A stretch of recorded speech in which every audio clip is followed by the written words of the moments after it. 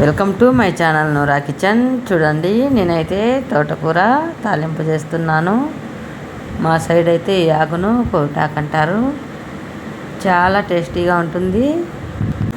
పప్పులో వేసుకోవచ్చు, ఇలా తాలింపు చేసుకోవచ్చు. చాలా బాగుంటుంది ఈ ఆకు తాలింపు తయారీ విధానం చూద్దాం.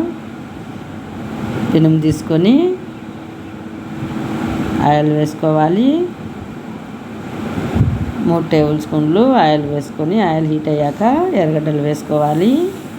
ఎర్రగడ్డలు ఇలా మీడియం సైజులో తరుక్కొని వేసుకోవాలి. కాస్త కలర్ వచ్చాక ఎర్రగడ్డలు, ఇప్పుడు చూడండి, ఇదైతే కొవిటాకు తోటకూర అంటారు. ఇప్పుడు వేసేయాలి. శుభ్రంగా కట్ చేసి కడిగి ఇలా రుచికి సరిపడా కల్లుప్పు వేసుకోవాలి. నీళ్ళు 1 గ్లాస్ వేసుకోవాలి, 1 టీ గ్లాస్. ఈ నీళ్ళన్నీ ఇమిడిపోవాలి.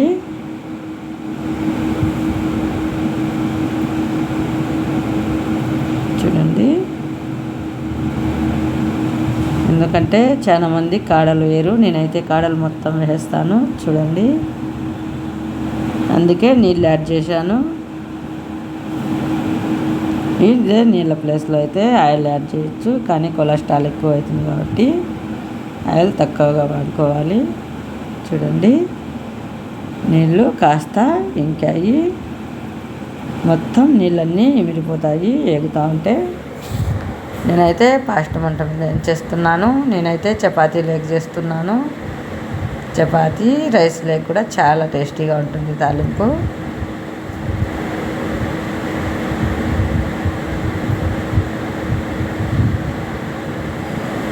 చూడండి, నీళ్ళన్నీ మిగిలిపోయాయి, కాడలు కూడా చక్కగా ఉడికిపోయాయి.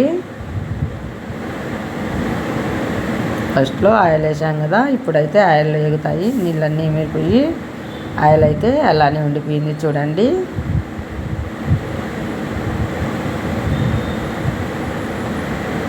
కాడలతోనే చాలా టేస్టీగా ఉంటుంది ఆకు.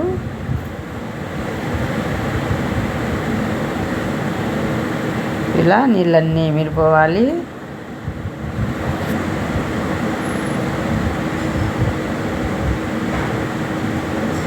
చూడండి, ఆయిల్లో కూడా చక్కగా ఏగిపోయింది.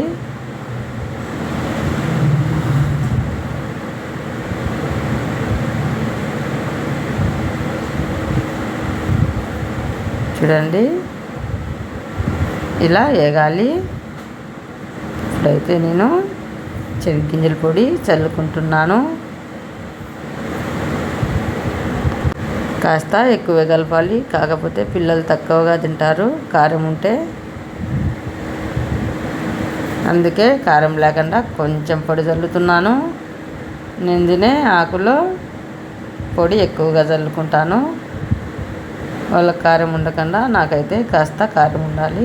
చాలా టేస్టీగా ఉంటుంది. ఆకు రెడీ అయింది. చాలా సింపుల్గా అయిపోయింది. చూడండి, తోటకూర తాలింపు. వీడియో నచ్చితే లైక్ చేయండి. మరిన్ని వీడియోల కోసం షేర్ చేయండి. ఇండియా దుబాయ్ వీడియోలు వచ్చాయి చూడండి. రైస్ లేకైనా రోటీ లేకైనా చాలా టేస్టీగా ఉంటుంది ఈ తాలింపు.